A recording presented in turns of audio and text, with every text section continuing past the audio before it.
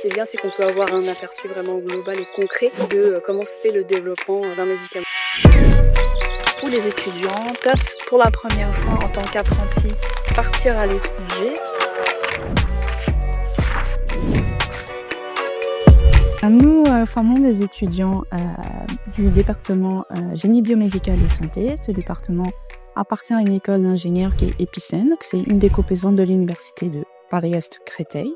Nos étudiants donc sont formés sur un cycle de 3 ans d'ingénieurs pour ensuite accéder à des métiers du monde de l'industrie de la santé, aussi bien du médicament que du dispositif médical. Donner un exemple concret de projet de recherche ou d'études de cas sur lesquels les étudiants travaillent pendant leur formation.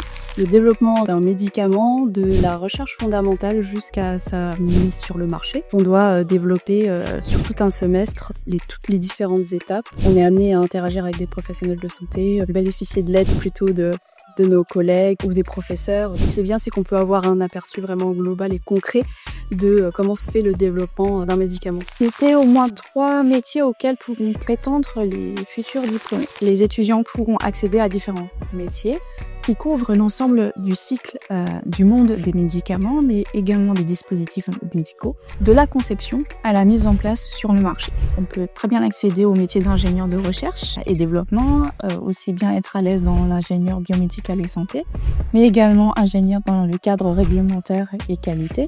Vous pouvez aussi accéder à des métiers tels que les data analysis ou data science.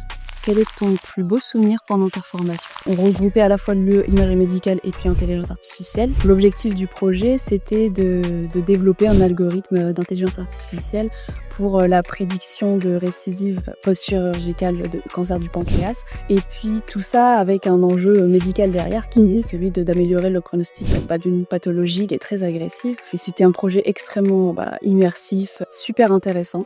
En quoi est-ce un avantage de faire cette formation en apprentissage?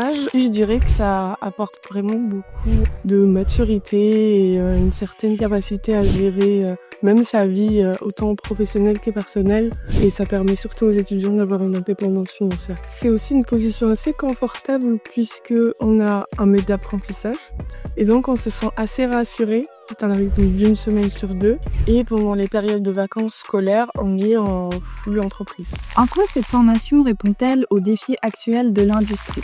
Nos étudiants sont, durant ces 3 ans, amenés à faire 3 spécialités comme la bioimagerie, intelligence artificielle, le médicament, bioinformatique, biomécanique, biomatériaux. On les sensibilise beaucoup à la gestion de données, tout ce qui est numérique. Je pense qu'ils sont assez bien formés pour intégrer rapidement ce monde qui est constitué d'un certain nombre de métiers, qui demandent une certaine exigence, autant au niveau sur les connaissances scientifiques que les compétences techniques. Je raconte une anecdote qui a marqué ton apprentissage. On a par exemple eu à faire un business game sur 3 jours. On a été mis en situation sur des sujets qu'on maîtrisait pas forcément, et c'est quelque chose qui vraiment a apporté un plus à notre formation. Depuis 2 ans, nous avons réussi, grâce à notre équipe pédagogique, la mise en place d'un stage à l'international d'une durée de 12 semaines où les étudiants peuvent, pour la première fois en tant qu'apprentis, partir à l'étranger dans le pays de leur choix, dans un domaine lié au monde du biomédical et de la santé. C'est une expérience qui non seulement est très enrichissante pour eux sur le plan humain, mais également sur le plan technique et des compétences aussi comportementales qui renforcent en fait toutes les connaissances et compétences qu'ils vont avoir durant cette formation.